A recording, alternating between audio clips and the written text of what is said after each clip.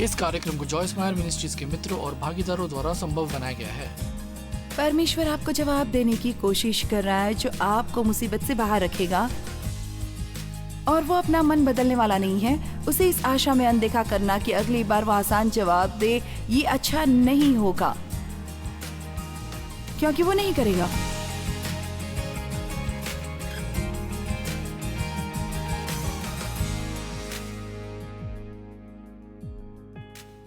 आप में से कितने जो परमेश्वर के प्रति एक पूर्ण मन चाहते हैं?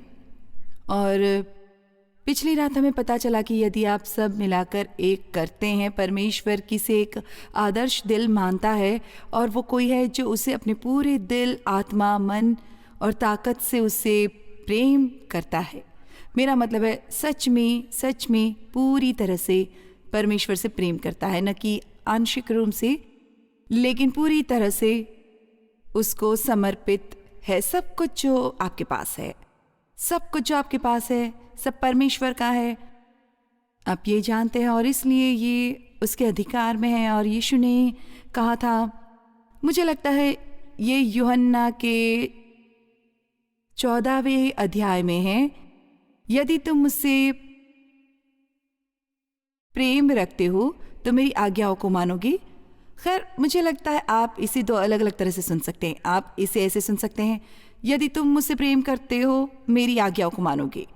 मुझे लगता है कि ये ज़्यादा एक वादा है कि यदि तुम सच में मुझसे प्रेम करते हो तो आज्ञाकारिता उस प्रेम का फल होगा। ये उन चीज़ों को एक ढेर नहीं है जो आपको लगता है कि इन्हें करने के लिए आप संघर्ष करते हैं। आपको ये एहसास होने वाला है कि सिर्फ इसलिए कि आप परमेश्वर से प्रेम करते हैं, आप वो करना चाहते हैं जो वो चाहता है। अब हमारा हमेशा एक और पक्ष होता है जो किसी भी चीज़ के खिलाफ लड़ना चाहता है। बाइबल में लिखा है कि हम पाप के लिए मर चुके हैं, लेकिन ये नहीं लिखा कि पाप मर गया है। इसलिए जब तक हम इस धरती पर हैं, हमें पाप करने की आजमाइश से निपटना होगा। और शरीर कभी कभी पापमय काम करना चाहता है, लेकिन आत्मा पापमय काम करना नहीं चाहती। इसलिए कभी कभी आपको ऐसा लगता है जैसे आप हर एक समय एक युद्ध में हैं, दो अलग अलग दिशाओं में खींचे जा रहे हैं। इसलिए ये बहुत सरल है। यदि आप अपनी आत्मा को परमेश्वर के वचन का भोजन कराते हैं, और ये कई अलग अलग रूपों में आता है, उस समय से जब आपने यहाँ कदम रखा, आप पूरी तरह से वचन में भीग रहे हैं। संगीत वचन से भरा हुआ है। हर कोई उठकर आपसे कुछ भी कहता है, वो वचन से भरा हुआ है। और आज मैं आपसे बीज बोने वाले दृष्टांत के बारे में बात करना चाहती हूँ, जो कि परमेश्वर के वचन में बहुत महत्वपूर्ण है, क्योंकि वास्तव में बाइबल में लिखा है कि ये दृष्टांत मिट्टी के 4 अलग अलग प्रकारों के बारे में है, लेकिन वास्तव में ये 4 अलग अलग प्रकार के दिलों के बारे में बात कर रहा है। दिल की 4 अलग अलग स्थितियां, और वे अलग अलग दिल परमेश्वर का वचन कैसे सुनते या नहीं सुनते। अब यहाँ आज कुछ हजार लोग हैं, और वे कई हजार गुना बढ़ जाएंगे, और यहाँ तक कि लाखों जो दुनिया भर में टीवी पर देखेंगे, और वो भी उसमें से कुछ दूसरों की तुलना में ज़्यादा प्राप्त करेंगे। जो मैं कहती हूँ उसे सुनकर कुछ लोग उस पर काम करेंगे, और वे अपने जीवन में अच्छे बदलाव देखना शुरू करेंगे, लेकिन कुछ वास्तव में इसके साथ कुछ नहीं करेंगे। जो मैं कह रही हूँ उस पर कुछ अपना ध्यान केंद्रित करेंगे। अन्य अपने मन को हर तरफ भटकने देंगे, और वे अपने चेहरे पर मुस्कान लिए हुए बैठे रहेंगे, लेकिन वे वास्तव में नहीं करेंगे। वे कुछ भी समझ नहीं रहे हैं, क्योंकि वे वास्तव में सुन ही नहीं रहे हैं। और इसलिए मुझे लगता है परमेश्वर ने मेरे जीवन में क्या किया है, और मैं जानती हूँ वो क्या कर सकता है और क्या करना चाहता है, और आपके जीवन में कर रहा है।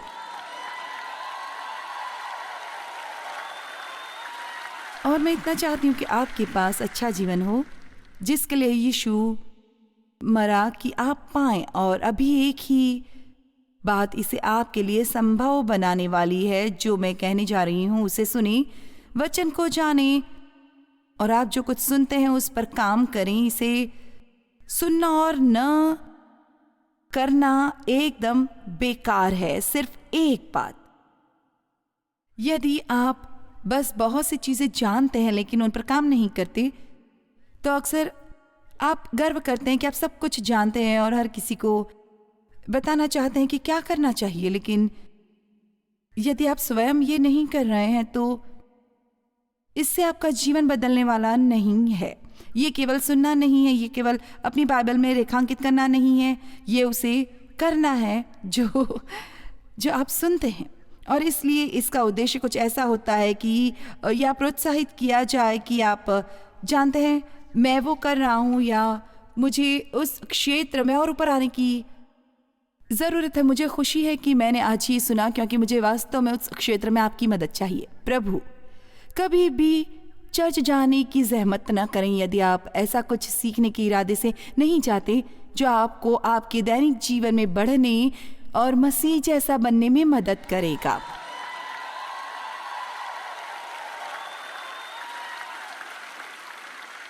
आप जानते हैं कुछ ऐसे हैं या और मैं हर रविवार को चर्च जाता हूँ। खैर, आपके लिए अच्छा है।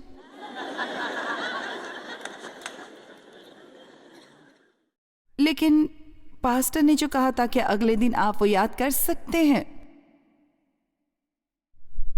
मुझे उम्मीद है कि कल जब कोई कहता है जॉयस ने किस पर सिखाया था, आप उनसे न केवल ये कह सकते, मुझे नहीं पता, लेकिन वास्तव में वो और इस दृष्टांत के बारे में दिलचस्प बात है कि यीशु ने अपने चेलों से कहा, यदि तुम ये दृष्टांत नहीं समझते फिर और सब दृष्टांतों को क्यों कर समझोगे। वाह वाह, क्या बयान है। यदि तुम इस दृष्टांत को नहीं समझते तो फिर तुम किसी भी दृष्टांत को नहीं समझोगे। और फिर मरकुस 4:24 में वो ये भी कहता है, और इसे सुनना बहुत महत्वपूर्ण है, जिस नाप विचार और अध्ययन का से तुम देते हो सच्चाई जो सुनते हो, ये नाप है पुण्य और ज्ञान का, और इसी से तुम्हारे लिए भी नापा जाएगा। मुझे इसे फिर से दोहराने दे। ये नाप विचार और अध्ययन का है। विचार और अध्ययन, विचार और अध्ययन जो तुम देते हो उस सच्चाई को जो सुनते हो, वो नाप है। वो नाप है पुण्य का, जो शक्ति का दूसरा नाम है, और ज्ञान जो तुम्हारे पास वापस आएगा। अब खैर, आपका समय अच्छा बीत सकता है, लेकिन मैं चाहती हूं आप समय अच्छे से कहीं ज्यादा। मैं नहीं चाहती कि आपको कभी अफसोस हो कि आपने इस समय का निवेश किया। मैं नहीं चाहती कि अब से 1 साल के बाद आप याद करें 1 साल पहले जब मैं उस सम्मेलन में गया था, जो मेरे जीवन में कुछ बदलाव हुआ था। मुझे एक अच्छी कहानी सुनाई गई थी, उस महिला ने स्वयं मुझे ये सुनाई थी और मुझे लगता है ये एक बहुत ही अच्छी कहानी है। मैं थोड़ा समय लेकर इसे सुनाने वाली हूँ। बहुत साल पहले वो मेरे सम्मेलनों में से एक में थी। उस विशेष सम्मेलन में हम भोजन परोस रहे थे और इसलिए लोग गोलाकार मेज़ों पर बैठे थे, शायद लगभग 8 से 10, और इसलिए वो महिला आई, उसके साथ दुर्व्यवहार किया गया था, उसके जीवन में सब तरह की समस्याएं थी। और सम्मेलन के अंत में वो मेरे पास आई और उसने कहा, खैर इस सप्ताह मुझे पता चला मेरी किसी भी समस्या पर मेरी जीत क्यों नहीं होती। और उसने कहा, जैसा कि मैंने सुना था कि आप सिखाती हैं और फिर सप्ताहांत हम आपस में बात करते हो। उसने कहा, मुझे पता चला कि उनमें से प्रत्येक महिला की एक जैसी समस्या थी और उन सब ने जीत हासिल की और मुक्त की गई, लेकिन मुझे नहीं मिली। और उसने कहा, जैसा कि मैंने उन्हें बात करते सुना, वो उन चीज़ों के बारे में बात कर रही थी जो परमेश्वर ने उनसे करने के लिए कहा था, और वो वे चीज़ें जो परमेश्वर ने उन पर प्रकट की थी, और उन्होंने ये किया और ये भी बदलाव और वो बदलाव हुआ। उसने कहा, क्या आप जानती हैं कि हर वो चीज़ जो परमेश्वर ने उनसे कही, वो उसने मुझसे भी कही थी। इसमें सिर्फ यही फ़र्क है कि उन्होंने किया और मैंने नहीं किया। और हम इस सम्मेलन में एक बड़ी प्रतिबद्धता बनाने के बारे में बात कर रहे हैं, और इसलिए आइए, हमारा एक लक्ष्य है कि हम परमेश्वर की बातों को सुने, उसके प्रति काम करें। आइए भी, परमेश्वर आपको जवाब देने की कोशिश कर रहा है, जो आपको मुसीबत से बाहर रखेगा और वो अपना मन बदलने वाला नहीं है। उसे इस आशा में अनदेखा करना अच्छा नहीं है कि अगली बार वो आसान जवाब के साथ आएगा, क्योंकि वो नहीं आएगा।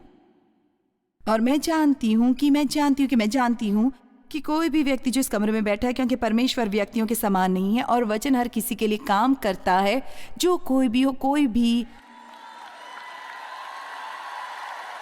व्यक्ति जो वचन सीखेगा, मेरा मतलब है उस वचन का अध्ययन करता है और अपने अंदर तक उतार लेता है, जहां ये केवल जानकारी नहीं है बल्कि इल्हाम बन जाता है।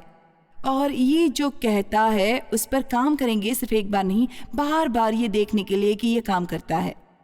आपने गलत काम एक बार करके अपने जीवन को झंझट में नहीं डाला था, और क्योंकि आपके एक बार में एक सही काम करने से ये सही नहीं होने वाला, आप इसके लिए प्रतिबद्ध हैं और आप वो करते हैं जो परमेश्वर बार बार कहता है। कोई भी ये नहीं कर सकता है और वापस आकर और मुझे बताएं कि परमेश्वर ने आपके जीवन को नहीं बदला। इसलिए मुझे लगता है कि मैं आज आप पर थोड़ी जिम्मेदारी डाल रही हूँ ये कहने की, आपकी जीत हम में से उन पर नहीं है जो वचन को आप तक लाने के लिए श्रम और अध्ययन करते हैं। ये आप पर है कि आप जो सुनते हैं उस पर आप क्या करते हैं। आमीन।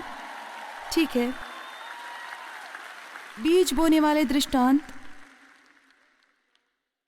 मरकुस 4 वचन 1 से 9।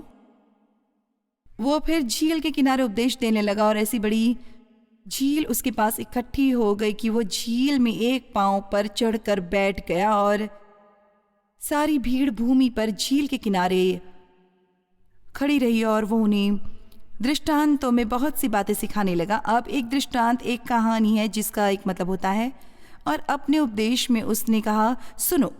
मुझे ये अच्छा लगता है कि उसने इससे शुरू किया, सुनो।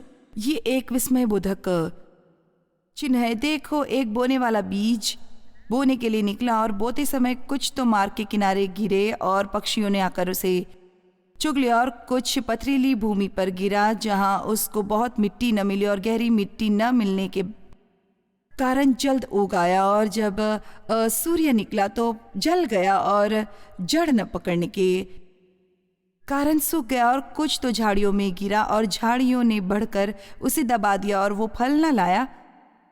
परंतु कुछ अच्छी भूमि पर गिरा और वो उगा और उठकर फलवंत हुआ, और कोई 30 गुना और कोई 60 गुना और कोई 100 गुना फल लाया। और उसने कहा, जिसके पास सुनने के लिए कान हो वो सुन ले। ये एक तरह से दिलचस्प है, कुछ छोटे वन लाइनर जिन्हें वो वहाँ जोड़ देता है, जिस पर शायद हम कभी इतना सोचते भी नहीं हैं। जिसके पास सुनने के लिए कान हो वो सुन ले। और इसलिए वास्तव में वो कहने से शुरू करता है, सुनो, और फिर वो कह रहा है, यदि तुम्हारे पास कान है, आज्ञाकारी कान। एक तरफ बाइबल में खतना किए गए कान के बारे में लिखा है। आप जानते हैं, मैं यही बात कह सकती हूँ, और अलग अलग लोग अपने दिल की स्थिति के आधार पर अलग अलग सुन सकते हैं, और कुछ लोग इसे बिल्कुल सुनेंगे ही नहीं। ये कुछ ऐसा है जो उन्हें पसंद नहीं है, इसलिए इससे पहले कि इसे कुछ करने का मौका मिले वे उसे तुरंत फेंक देते हैं। आज हमारी दुनिया में सुपरमार्केट और मशीन संचालित खेती है।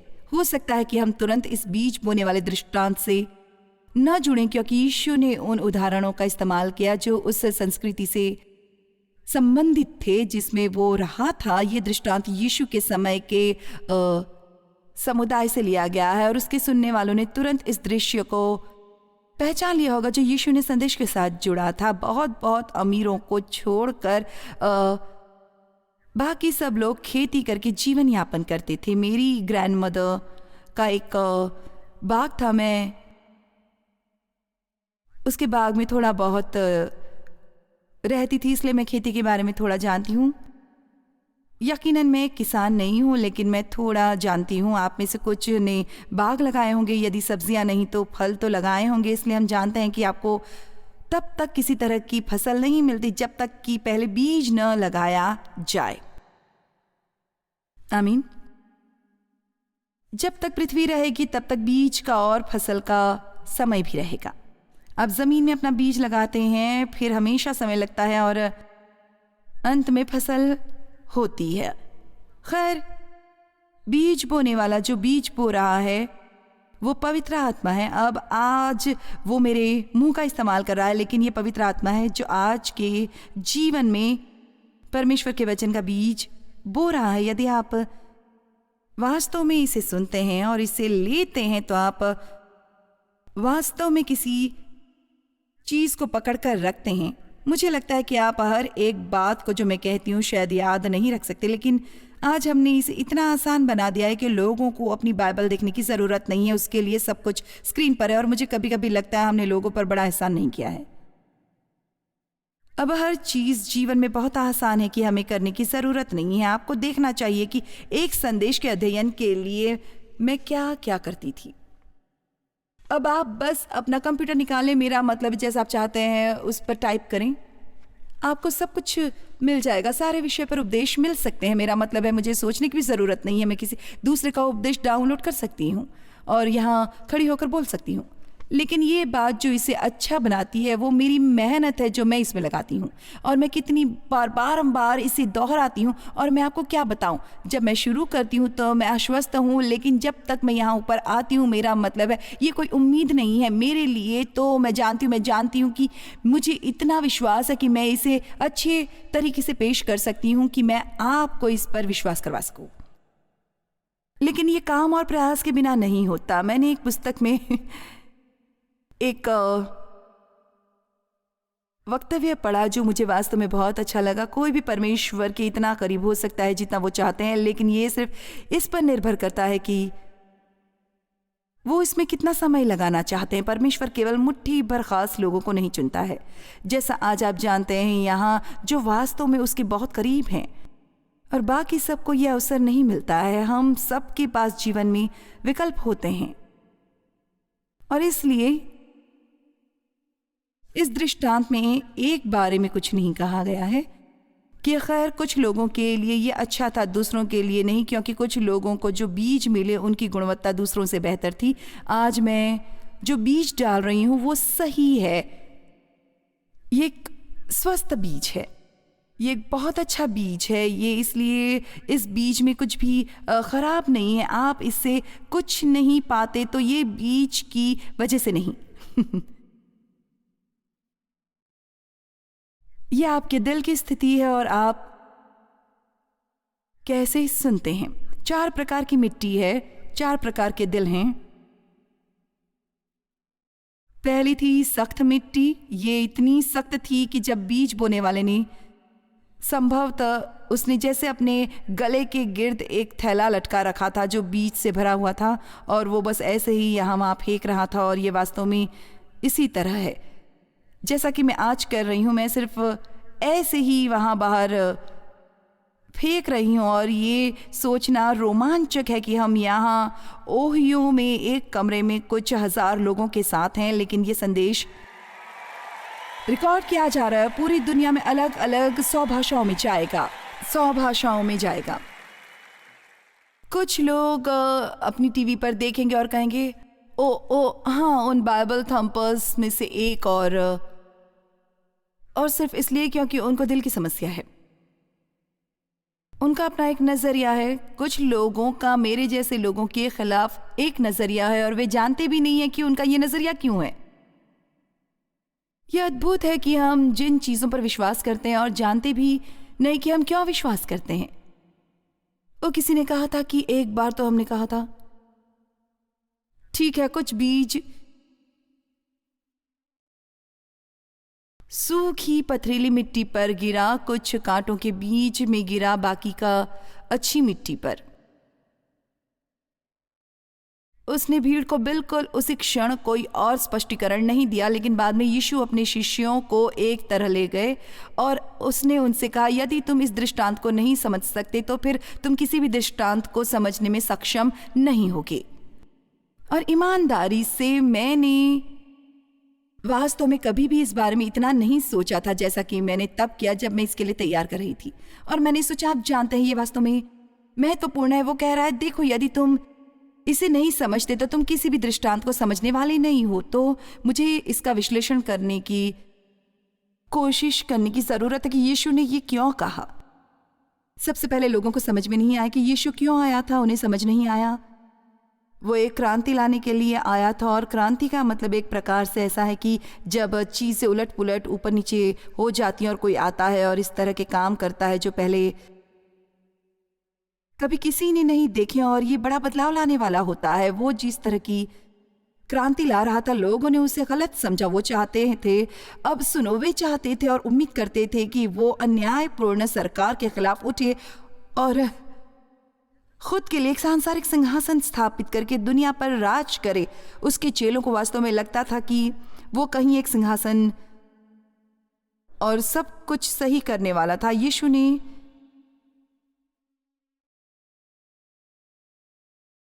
अपने उद्देश्य की शुरुआत में घोषित कर दिया था, मेरा मतलब अलग तरह से राज्य का काम शुरू कर दिया था। और ये राज्य जहां हम रहते हैं, दुनिया के बीच में हम रहते हैं, जो एक तरह का राज्य है। हम जो यीशु मसीह में विश्वासी हैं, हम अन्य ही राज्य में रहते हैं, जो एक प्रकार का जैसे गुप्त राज्य जिसे कोई नहीं समझ सकता जब तक कि वे विश्वासी हों। हम समझते हैं लेकिन दुनिया इसे नहीं समझती। मैंने हाल ही में इन संदेशों की एक पूरी श्रृंखला की है और पहले 1 या 2 सम्मेलन किए हैं। हम गुप्त राज्य के बारे में आमीन, जिसमें हम रहते हैं। और मैं इसे उल्टा पुल्टा राज्य कहना पसंद करती हूँ क्योंकि ये दुनिया से बिल्कुल विपरीत है। यदि आप ज्यादा चाहते हैं तो आपके पास जो है उसमें से कुछ देना होगा। यदि आप पहला होना चाहते हैं तो आपको अंतिम होने के लिए राजी होना पड़ेगा। यदि कोई आपका फायदा उठाता है और आपके साथ अन्यायपूर्वक व्यवहार करता है, आपको उसे नफरत करने में अपना जीवन बर्बाद नहीं करना चाहिए। आप उन्हें क्षमा कर सकते हैं, उन्हें माफ कर सकते हैं और अपनी ये भी आपके लिए इससे थोड़ा और उत्साहित होगा। क्या आप जानते हैं कि लोग जो सहज नहीं हैं, उनके पास नफरत करने और बदला लेने और कड़वाहट से भरे रहने के अलावा कोई विकल्प नहीं है, और ये कि उन्हें बस उसे खा डालने और उनका जीवन बर्बाद करने दो। लेकिन हमारे पास एक विकल्प है। परमेश्वर हमें सक्षम बनाता है। वो वास्तव में हमें उस व्यक्ति पर करुणा करने में सक्षम बनाता है जिसे हम बुरा बर्ताव करना चाहते हैं। और जैसे यीशु ने किया, हम कह सकते हैं, पिता इन्हें क्षमा कर।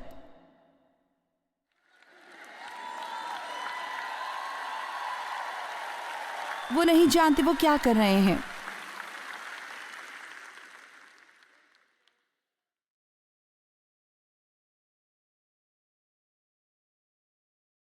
वो चाहता था कि वो उस राज्य में कल्पना करने योग्य सबसे अच्छा जीवन जिए। गुप्त राज्य, पूरा राज्य एक बात पर आधारित है, परमेश्वर के वचन को सुनना, समझना और उस पर काम करना जितना जल्दी हो सके।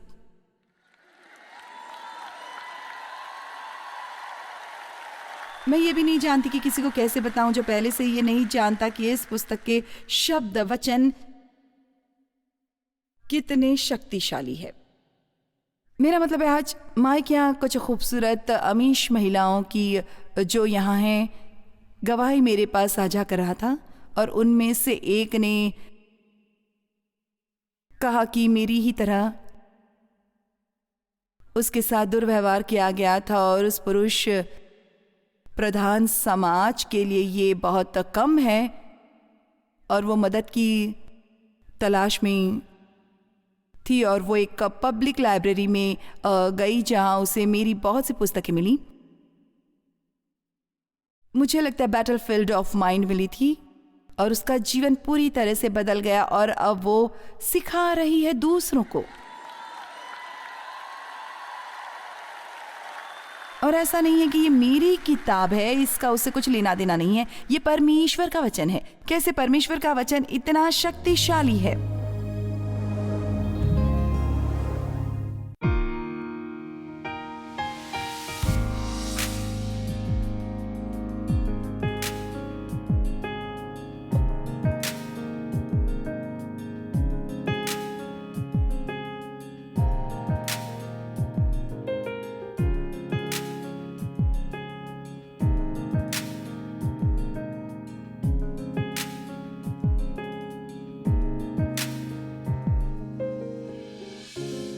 इस कार्यक्रम को जॉयस मायर मिनिस्ट्रीज के मित्रों और भागीदारों द्वारा संभव बनाया गया है।